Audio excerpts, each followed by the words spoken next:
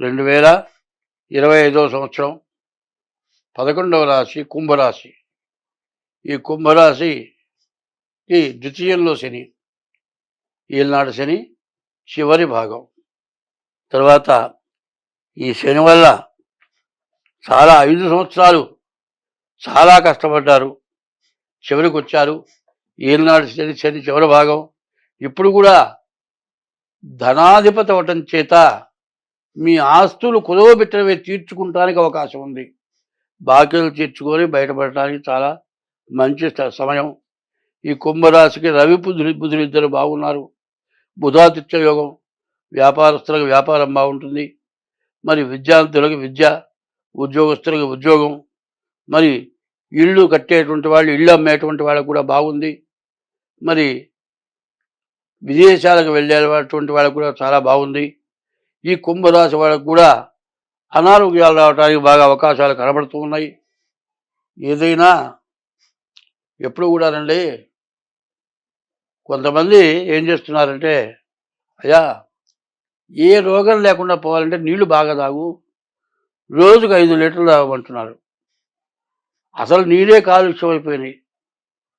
ఈ నీటి వల్ల రకరకాలైన సమస్యలు వస్తూ ఉన్నాయి. కొంతమంది ఏమో నూనె నోట్లో పోసుకొని ఆయిల్ పుల్లింగ్ అంటున్నారు. ఇవన్నీ కాదు నీకు కావాల్సినది. ముందు మనస్సుకు ప్రశాంతత కావాలి.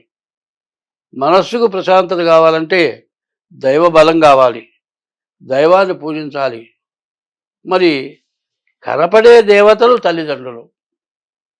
తల్లిదండ్రులని నమస్కారం చేయకపోతే మానా అన్నం తిన్నావా, ఏమన్నా కావాలా, ఏమన్నా తెచ్చిపెట్టమంటావా, అది అంత మాత్రం అడిగితే బాధ లేదు, వాళ్ళు సంతోషపడతారు.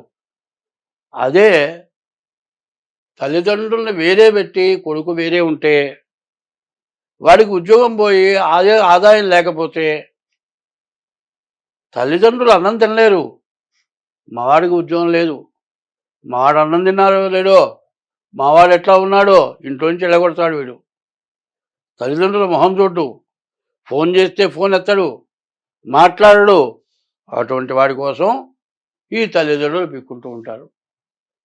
నీవు వాళ్ళు తింటం మానుకొని నీకు అన్నం పెట్టారు, నిన్ను పోషించారు, పైకి తీసుకొచ్చారు, విద్యాబుద్ధులు నేర్పారు, మంచి పిల్లల్ని తీసుకొచ్చారు, వివాహం చేశారు. మా బాధ్యత అయిపోయింది, చదువు చెప్పించాం, ఉద్యోగం వచ్చింది, భార్య వచ్చింది. ఇప్పటిదాకా తల్లిదండ్రులు చూసిన భార్య తీసుకుందని సంతోషపడతారు. భార్య వచ్చిందని ఏడిచేటువంటి తల్లిదండ్రులు ఎవరు ఉండరు. అట్లా ఉంటే తల్లిదండ్రులు కొడుక్కి పెళ్లి చేసి భార్యను తారు. కానీ వచ్చేదల్లా అత్తాకోడళ్ళు.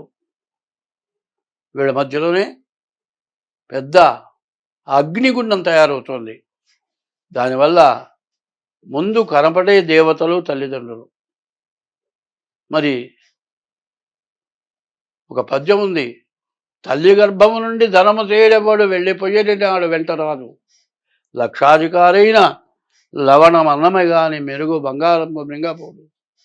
ఎంత డబ్బులు సంపాదించినా అన్నమే తింటాడు. ఎంత సంపాదించినా తను తిని ఒకళ్ళకి పెట్టాలి. ముందు భార్య, తర్వాత తల్లిదండ్రులు, పిల్లలకి అన్నం పెట్టి అతిథి అభ్యాగతులకు అన్నం పెట్టడం, ఇది చాలా అవసరం. ఒకప్పుడు వినోబా భావి అని ఆయన ఉండేవాడు. వాళ్ళు అక్షయ పాత్రను తెచ్చి ఇంట్లో పెట్టేవాడు. సూర్యుడు బియ్యం వండుకునేవాడు కూడా గిన్నెలో బియ్యం పోసేటప్పుడు అట్లా చేయడం పెట్టాన్ని వేయండి, డబ్బాలో పోయండి. అనాథలకు అన్నం పెట్టేవాళ్ళు, మరి వృద్ధులకు అన్నం పెట్టేవాళ్ళు. అయితే సూర్యుడి బియ్యంలో అన్ని బియ్యం తీస్తే అన్నం చాలక ఎవరు ఇబ్బంది పడలే. అదే వారం రోజులు 4 చార్ల బియ్యం తీస్తే 10 మందికి అన్నం వచ్చింది. అటువంటి ధర్మాన్ని చేశారు. ఎవరైనా సరే గృహస్థ అయినటువంటి వాడు మరి మాట్లాడేటువంటి వ్యక్తికి అన్నం పెట్టాలి. అట్లా కాకుండా మూగ జీవానికి అన్నం పెట్టాలి.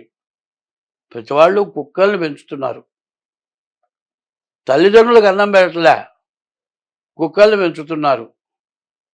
పిల్లలు అంటున్నారు వీళ్ళు తల్లిని అమ్మ అని పిలుస్తూ కుక్కతో అదిగో అమ్మ అమ్మ దగ్గర పో అంటే ఈ అమ్మకి ఈ కుక్క పుట్టిందా? అత్తమామకి అన్నం పెట్టలే, కుక్క చేత నువ్వు అమ్మ అనిపించుకుంటావా? విమర్శ కాదు, ఆలోచించండి. కుక్క 4 రోజులు అన్నం పెడితే విశ్వాసంగా ఉంటుంది. నీకు సర్వస్వం ధారపోసి కొడుకునిచ్చి నీకు పెళ్లి చేస్తే నువ్వు వాళ్ళ మీద విశ్వాసం చూపించక కుక్కల్ని పెంచడం ధర్మమా?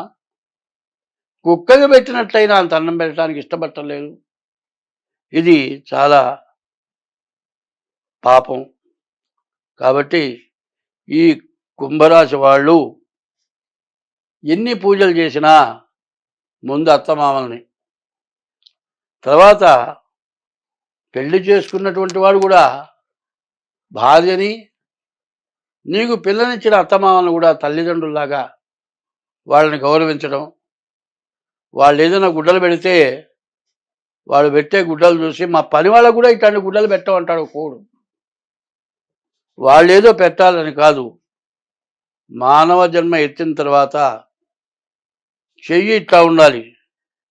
ఒకటే చెప్పారు, ఇటు పెట్టిన పొడుగు బొట్టు, ఇటు పెట్టిన అడ్డబొట్టు, ఇటు పెట్టినా ఇటు పెట్టగా ముక్తి లేదు, ఇంతే సమస్య అన్నారు.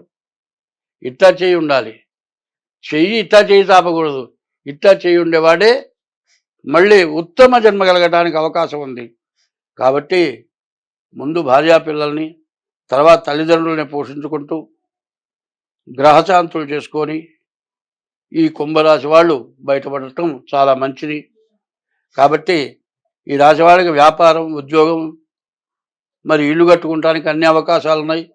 ఈ అవకాశాలను సద్వినియోగం చేసుకోవాలంటే కుటుంబ వ్యవస్థ కానీ ధర్మ వ్యవస్థ కానీ జాగ్రత్తగా ఉంటే ఎంతైనా మంచిది. స్వస్తి.